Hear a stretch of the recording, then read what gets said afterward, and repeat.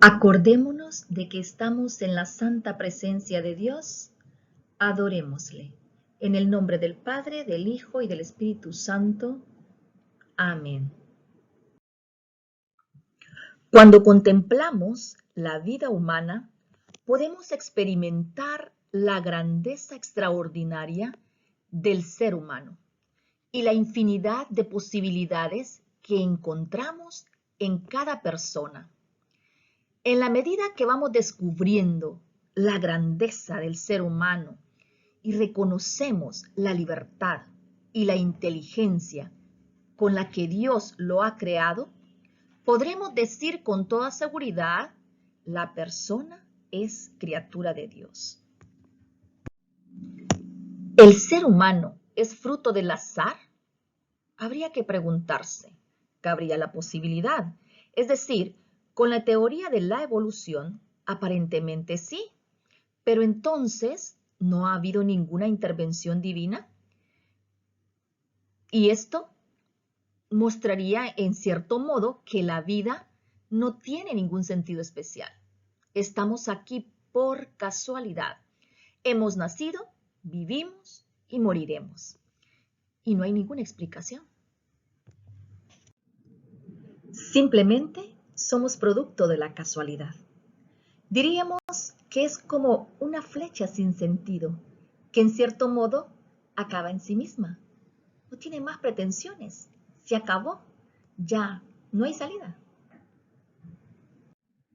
Por otro lado, podemos creer, pensar o sentir que el ser humano es una criatura hecha por un ser mayor, superior, un ser inteligente, un ser bondadoso, en donde podemos hablar de creación.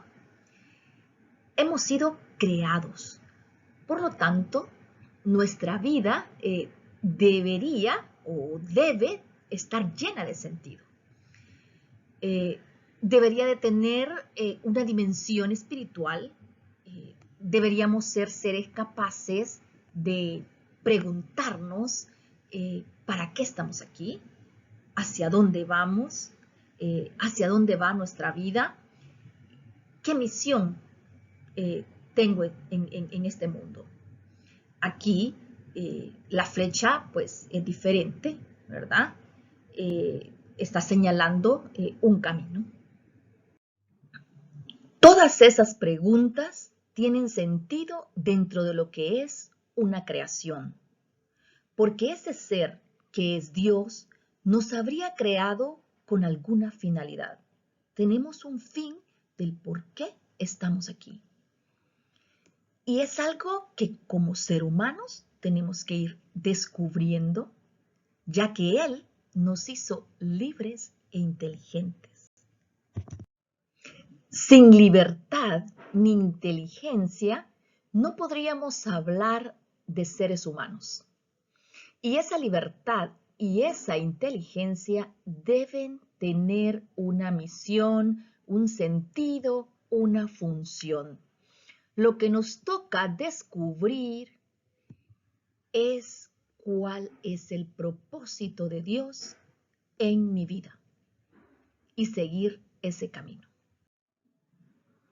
Veamos ahora qué es eso de ser inteligentes. No hace mucho se creía que las personas inteligentes eran aquellas que tenían dominio de las capacidades lingüísticas o lógico-matemáticas. Sin embargo, Howard Gardner en 1983 vino a hablarnos de que el ser humano tiene diferentes tipos de inteligencia, a lo que él llamó inteligencias múltiples. Vamos a ver a través de esta presentación cuáles son esos tipos de inteligencia. Tenemos la inteligencia lingüístico-verbal, que es se trata del dominio del lenguaje hablado y escrito también. Destreza en el uso del lenguaje para alcanzar objetivos concretos, capacidad para aprender idiomas, ¿verdad? Vemos que aquellos que poseen esta inteligencia, pues muchas veces se dedican a ser escritores o grandes oradores, ¿verdad? Bien, la inteligencia lógico-matemática.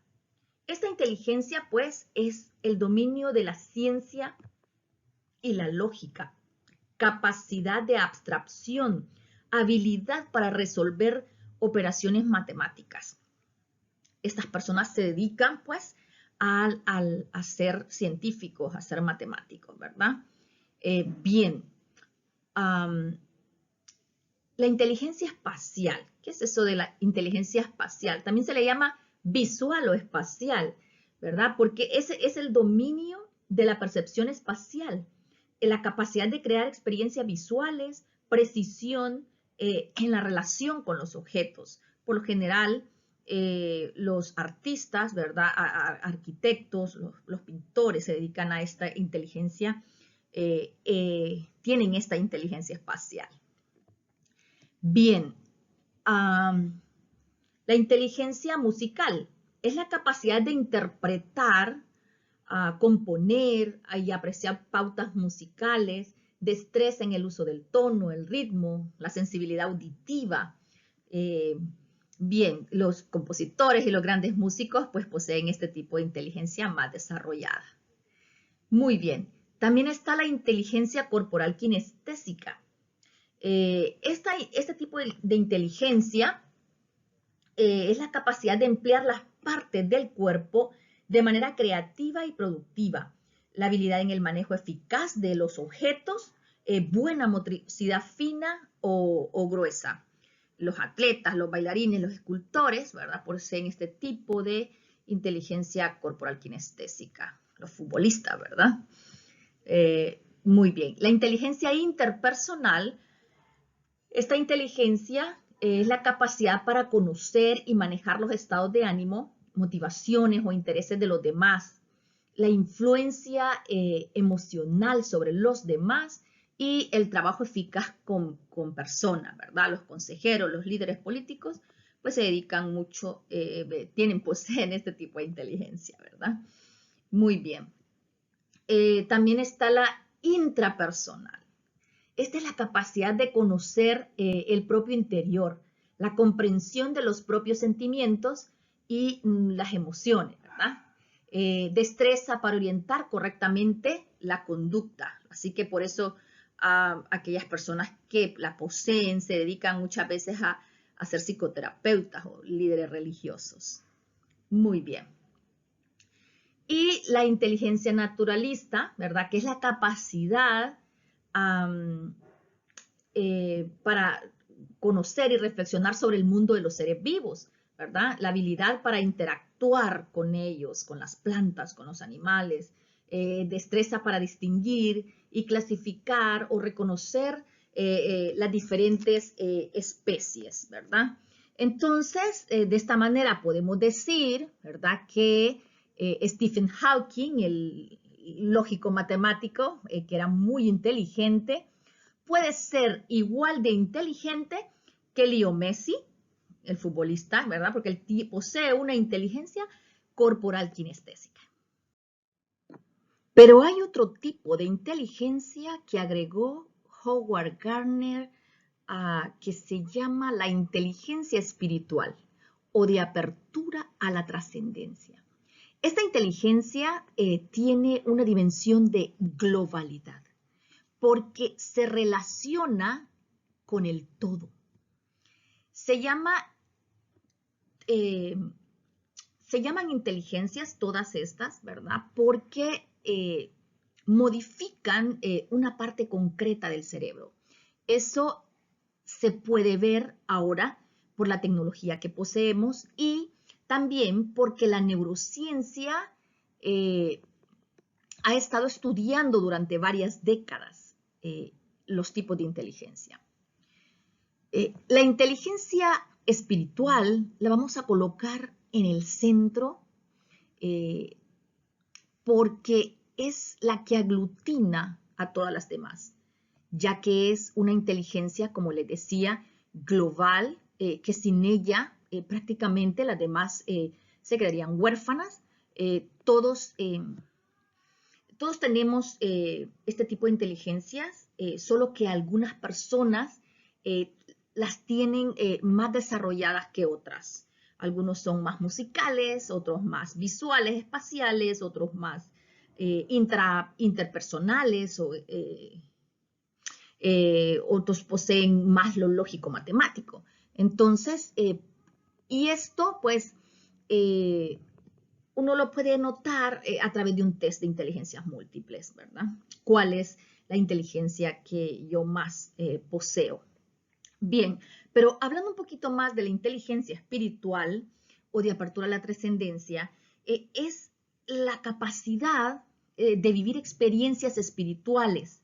La poseen aquellas personas que se preocupan por el ser humano, que se preocupan por los demás, que tienen un estilo de vida altruista.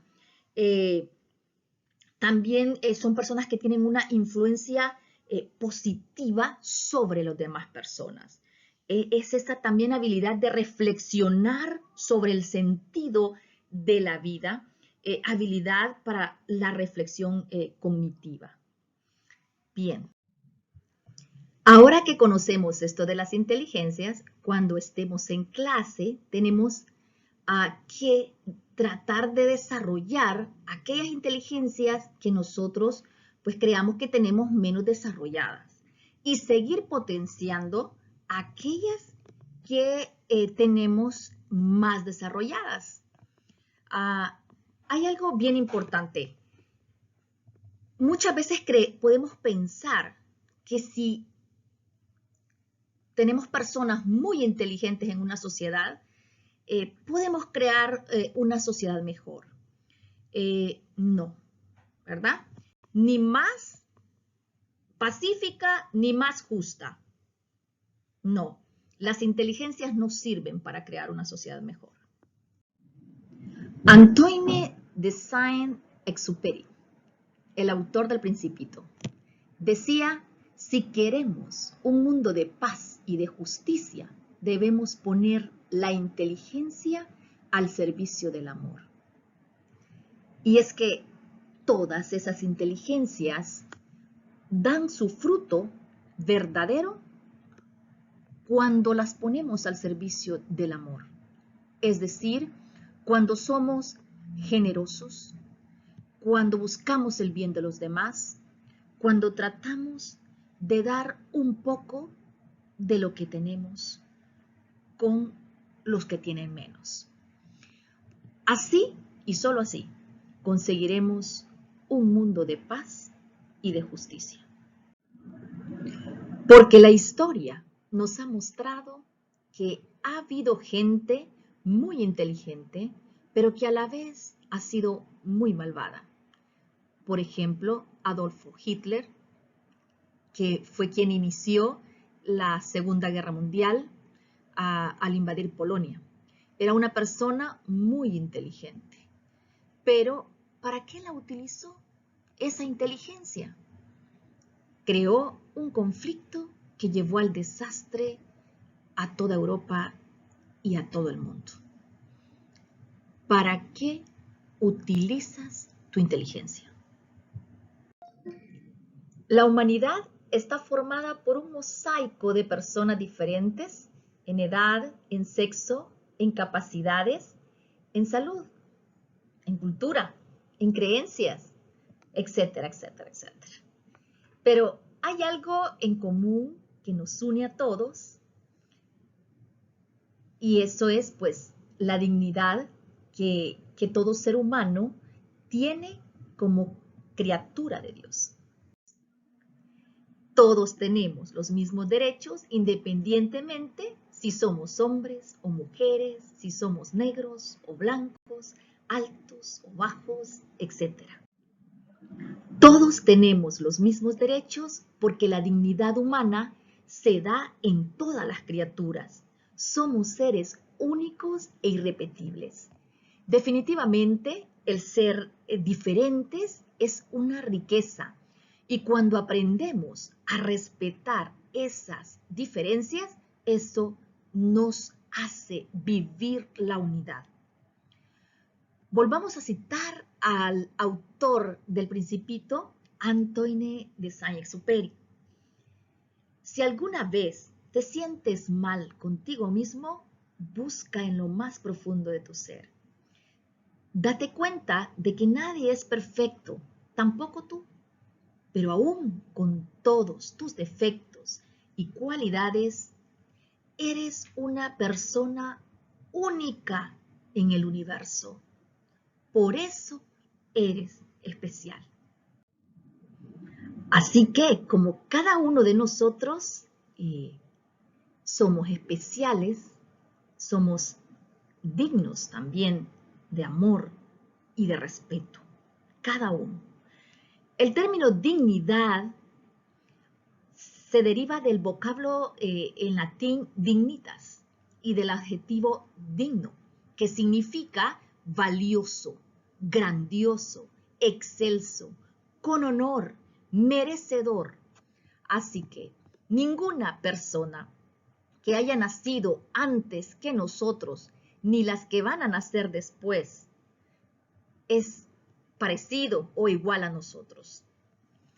Y ya que solamente por esa situación de ser únicos, somos merecedores de la dignidad humana. Entonces, podemos decir que una sociedad justa debe tener como principio fundamental el respeto a la dignidad de toda persona, más allá de sus capacidades físicas o psíquicas o de su situación económica o de su sexo, ¿verdad? Sus creencias o su lugar de origen. De esta manera, toda persona es capaz y tiene derecho a conocerse a sí mismo. Igualmente, ¿verdad? Una persona es capaz y tiene derecho a entrar en diálogo con su creador. Una persona es capaz y tiene derecho a darse libremente a los demás, no obligatoriamente. Eso no se le puede quitar a nadie, a ninguna persona, independientemente de en qué parte del mundo haya nacido o el color de su piel, ¿verdad? Todos tenemos la misma dignidad.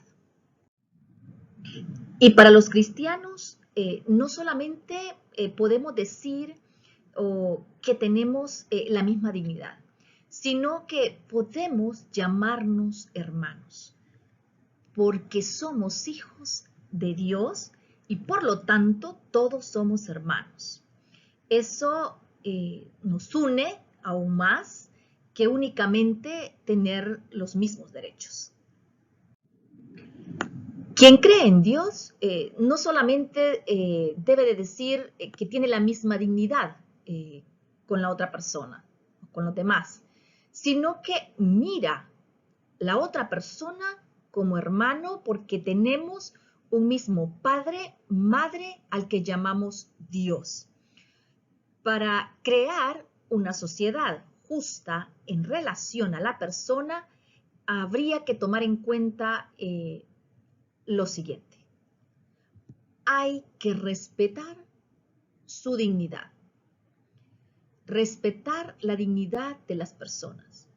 Buscar su máximo desarrollo. Y de esta forma desarrollaremos una sociedad mejor. Una sociedad más justa y viviremos en paz. Así que cuando tengas una profesión, un puesto de trabajo, respeta los derechos de las personas que trabajan contigo o que trabajan para ti. Protege sus vidas. E incluso debemos de proteger y respetar los derechos de la vida antes de nacer. Una sociedad justa se puede construir entre todos, pero con un corazón lleno de amor.